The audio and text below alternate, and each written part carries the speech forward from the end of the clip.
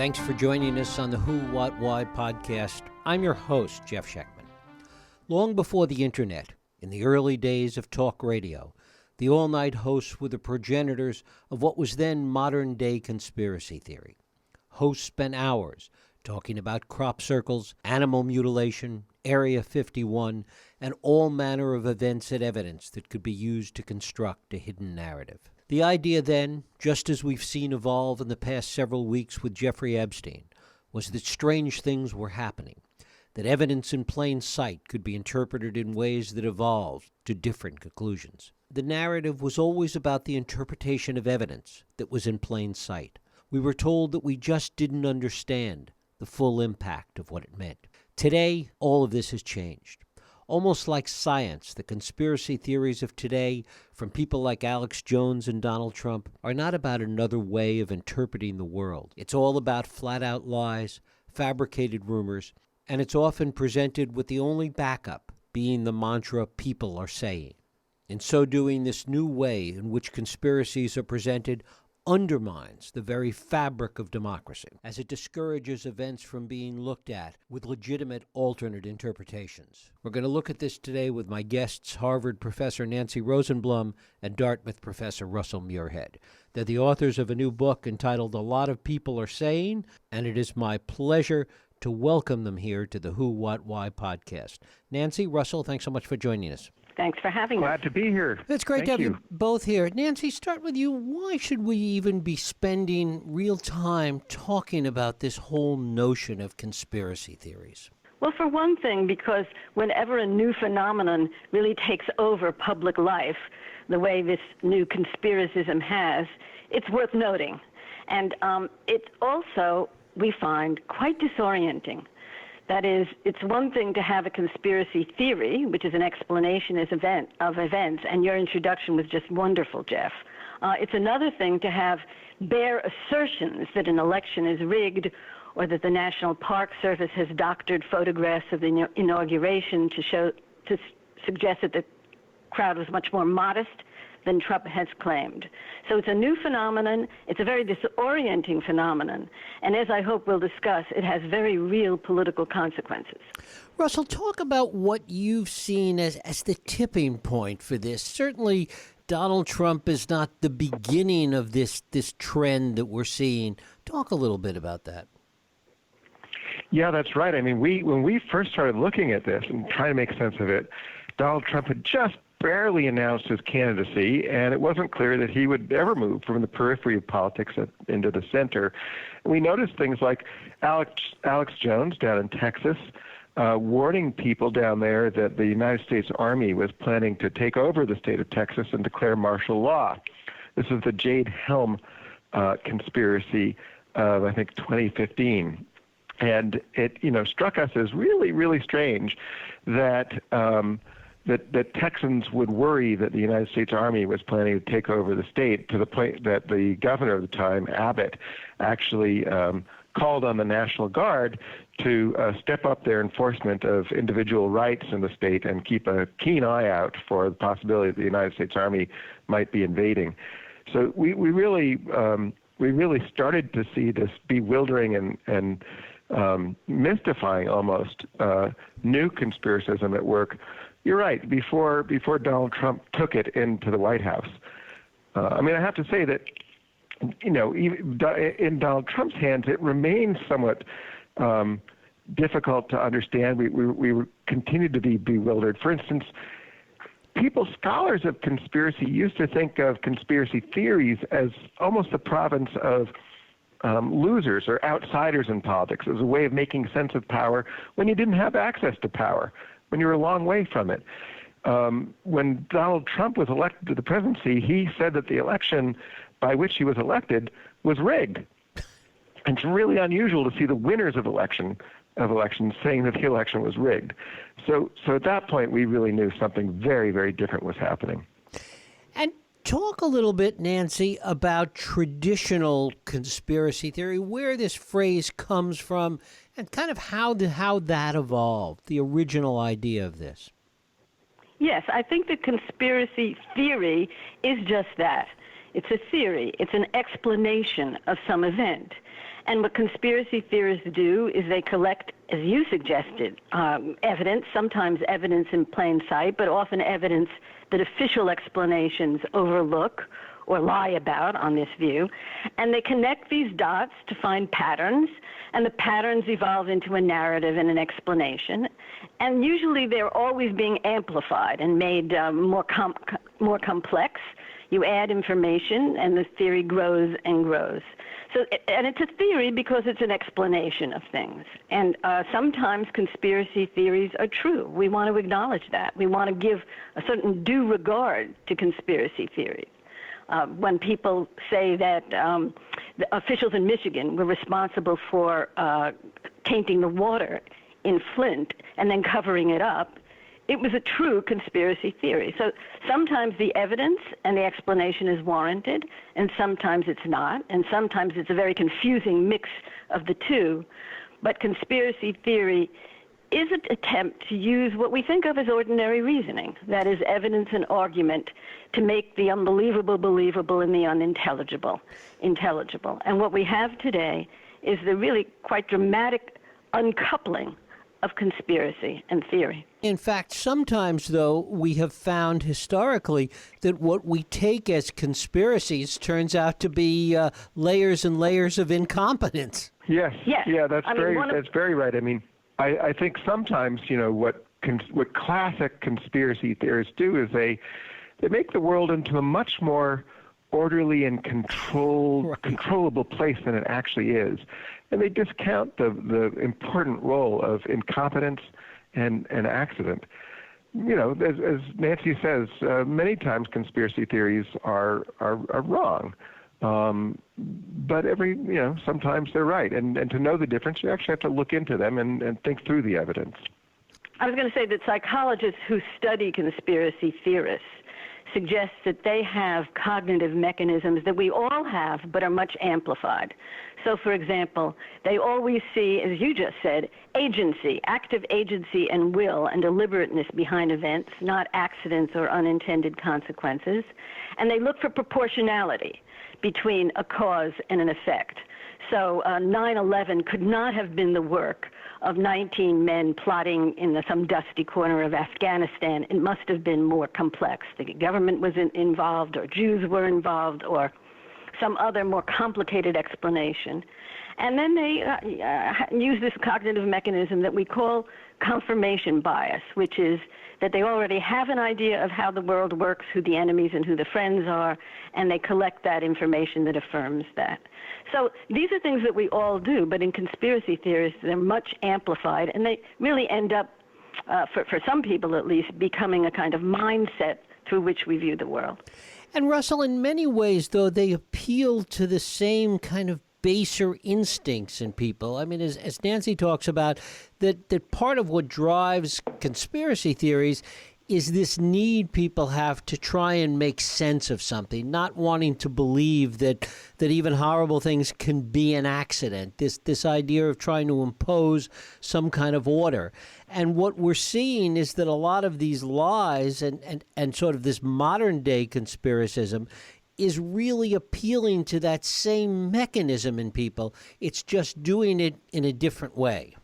Yeah, and when you talk about baser instincts, I think the one that really might be prominent in the new conspiracism, in the conspiracy without the theory, is the tendency to demonize your enemies or your foes. Take something like Pizzagate, which of course is no kind of theory. It's just a concoction of allegations that says, Hillary Clinton and her campaign chairman, John Podesta, were running a child sex trafficking ring out of a pizzeria in suburban Washington, D.C. What this functions to do is not explain anything about the world, not to make the world more orderly or understandable in any way, but rather just to paint Hillary Clinton as a repository of pure evil. So that if you're inclined to disapprove of her or to think that she wasn't the right candidate to vote for, you could take satisfaction in your judgment knowing that she was not just a less commendable candidate, she was actually profoundly evil. And Nancy, talk about this phrase that is the title of your book, A Lot of People Are Saying, and why it is so insidious in what we're talking about. Right. So the characteristic of the new conspiracism, conspiracy without the theory, is that it takes the form of either bare assertion, the election was rigged, no evidence, no argument, or it takes the form of, I'm just asking questions, and innuendo, which, by the way, can be easily disowned. Or it takes the form of Trump's mantra, which is a lot of people are saying. That is, the validation of a conspiracist claim is that it's being tweeted and retweeted and liked and shared.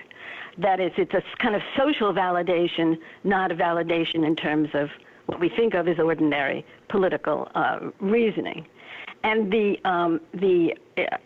impact of this is that people assent to these conspiracy claims, these sheer assertions, by saying it's true enough. They may not literally be true. There's no evidence of it. There are no facts behind it. There's no argument behind it. But the general claim that it's making, that is of somebody being an enemy, of Democrats being treasonous, of Hillary Clinton being a child molester, the general claim is true enough. And let me give you a quote that really, I think, illustrates what true enough is, what assent to it as true enough is. This is Sarah Huckabee Sanders, who is, as you know, Trump's, what's her title? Press secretary. Yes, thank you, press secretary. You can't bring yourself to say it. Yeah, I know. Right. The press was asking her about Trump's tweet. He had tweeted a video that falsely purported to show a Muslim migrant committing an assault, and her answer was, whether it's a real video, the threat is real. That is, the animus and the claim, the animus of the claim garners assent and repetition, and it's true enough. Didn't we see, Russell, a huge amount of this really in the 50s during the McCarthy era? Yeah, there's kind of insinuation and innuendo, this exaggeration of political opponents into being enemies of the regime. So if you opposed the party in power, the Eisenhower regime, you weren't just a good faith participant in democratic life. You were, like you were a communist who was opposed to the very idea of constitutional democracy. So that kind of inflammation of political opposition and the denial of a legitimate status to your opponents in politics is something that got going in the 50s, but was quickly quelled. It was contained and then defeated in the reaction against McCarthy and McCarthyism. And I think that's a very interesting observation you have, that this is now arising again in politics, this tendency to paint your opponents as enemies of the regime. It's arising in a new way. And I think I really appreciate that, because I think we are called upon again to contain this. I mean, for the sake of sustaining constitutional democracy. There was also the same kind of innuendo. McCarthy talking about that he knew there were X amount of communists in the State Department, or he had the list in his pocket of 57 communists in government. I mean, it's very much like what we're seeing today in these respects. And Nancy's point about, Sarah Sanders' comment fits right into that. I suppose Roy Cohn is the common thread in all of this. Yes, he is. I don't want to say anything to validate or try to justify McCarthyism, but I will just point out that McCarthyism rose up at a time when the communist threat worldwide and even domestically was viewed as a very serious political threat. This was the Cold War. This was the period. Whereas there's no threat today in saying that the National Park Service doctored photographs of Trump's inauguration, or that Hillary Clinton is running a child sex trafficking ring out of a pizza parlor in Washington, D.C. It's not obvious what the threat is. And when the new conspiracists claim, as Trump repeatedly does, I mean, he is the conspiracist in chief, that the Democrats are treasonous and that the press is fake, it's not obvious what the threat is. There's no real-world event that is justifying the rise of this malignant phenomenon. Mm-hmm. I think that's such an important observation, Nancy. I mean, that's really urgent because, I mean, when Hillary Clinton is not there's no background threat. You might decide not to vote for her. That doesn't mean you should say she should be locked up, that the opposition is criminal. As Trump is increasingly saying, elections that elect Democrats are fraudulent. At a fundraiser earlier this month, he said, there are a lot of close elections that seem to, he says, every single one of them went Democrat. If it was close, they say the Democrat, there's something going on, fella, Trump says. Well, as if there's something going on, these elections are fraudulent, without a speck of evidence, without any sense that the Democratic Party is a threat to constitutional democracy. But that's what he's suggesting, that we should not respect the outcome of elections that elect Democrats. And this is the urgency behind the argument that we're making in this book, which is that the effect of this new conspiracism is, of course, disorientation, but it's also, and as importantly, delegitimation. What it does is to delegitimate, in the case that we're talking about, political opposition. And, representative democracy depends upon an assumption of regular party rivalry and of the notion developed early on in Britain of the loyal opposition, and this is being degraded. I mean, it's a little bit like the old movie Gaslight in terms of what we're being given here. Yeah, that's right. That's right. The term is used a lot, gaslight and false flags and so on. Right. To what extent, though, is this persuading anybody that wasn't there already? I mean, arguably, the people that are believing this are the people that would have believed and that do believe, let's say Trump or Alex Jones or whomever. It's not really persuading anyone, is it, Russell? I think that there's probably a small cadre of real true believers who think that there really was a child sex trafficking ring going on in a pizzeria somewhere in Washington D.C. and Hillary Clinton was running it. And you're right. I think there's probably outside of that a very much larger number who view that as absurd and at least view it skeptically.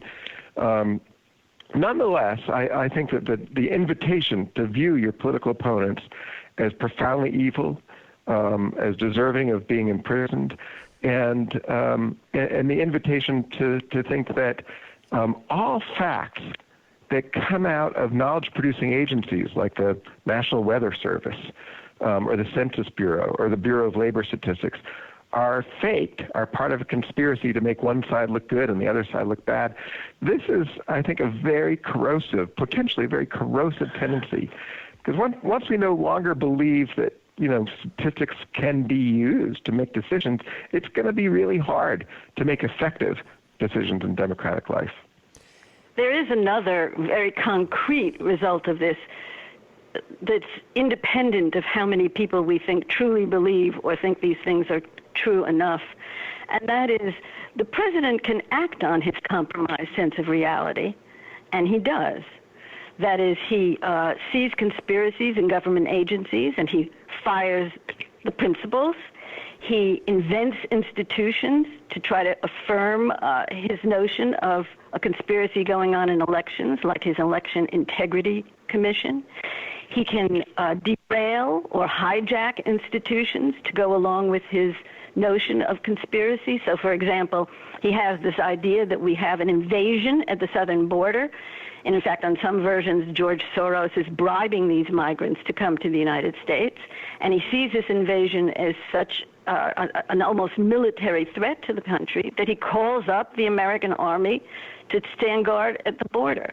That is, things follow, policies follow, actions follow from this compromised sense of reality. And the other thing, whether or not, right. Whether or not a large proportion of the population believes these things, people in government, officials, and specifically Republicans, acquiesce. And it gives him license to change the policies and institutions of the country in accordance with the conspiracist claim. Russell? And, the acquiescence that Nancy's talking about, it comes more readily because of the way the new conspiracism lowers the standards for what it means to believe something. Nancy says that we're only, the conspiracists are only asking people to think that something's true enough. They're not really asking for belief. And here's an example. There was an allegation that liberals conspired to create a clash between white nationalists and protesters in Charlottesville in 2017. And one member of Congress said, "I'm not saying it's true, but I'm saying it's completely plausible." So that's the way the standard gets lowered. He's not asking you to believe that there was a conspiracy to create that clash. He's just asking you to think it's plausible. And once he lowers the standard that way, he can enlarge the group that go along with the theory. How much of this, and Nancy, start with you, I'd like you both to comment on this, how much of this really comes from what has been a 40, 50-year decline in our belief in and faith in institutions? There's certainly a historical background to this. One is the way in which political polarization has extended beyond, fights in the legislature about policy to fights about what constitutes usable knowledge for the purposes of making policy. So you have warring and alternative research institutes and warring and alternative notions of who should occupy civil service positions in these agencies. So yes, behind it is both a political dispute and the extension of political dispute into disputes about the authority and the meaning and the value of research ranging from universities to things like the National Weather Service. Russell? Yeah, and I think our point isn't that citizens should have complete trust in all of their institutions, as we kind of imagine people might have, in 1959. We think citizens should be very skeptical. They should be skeptical of their government. They should be skeptical of authority, but we think that skepticism should be expressed in an attunement to evidence and argument and factuality. And may very well may turn out that there's an institution, in a governmental institution, that's not acting in the public interest, and vigilant citizens need to be ready to make that claim. But making that claim persuasively requires access to the terrain of common sense and factuality, and it's that terrain that we're trying to defend here. So we're definitely not saying all institutions should always be trusted. We're trying to defend common access to the kind of evidence that allows us to disagree with each other and allows us to hold a government accountable. Russell Muirhead, Nancy Rosenblum. The book is A Lot of People Are Saying, The New Conspiracism and the Assault on Democracy. Nancy, Russell, I thank you so much for spending time with us. Thank you, Jeff. Welcome. It's a pleasure. Thank you. And thank you for listening and for joining us here on Radio Who, What, Why. I hope you join us next week for another Radio Who, What, Why podcast. I'm Jeff Sheckman. If you like this podcast, please feel free to share and help others find it by rating and reviewing it on iTunes. You can also support this podcast and all the work we do by going to whowhatwhy.org/donate.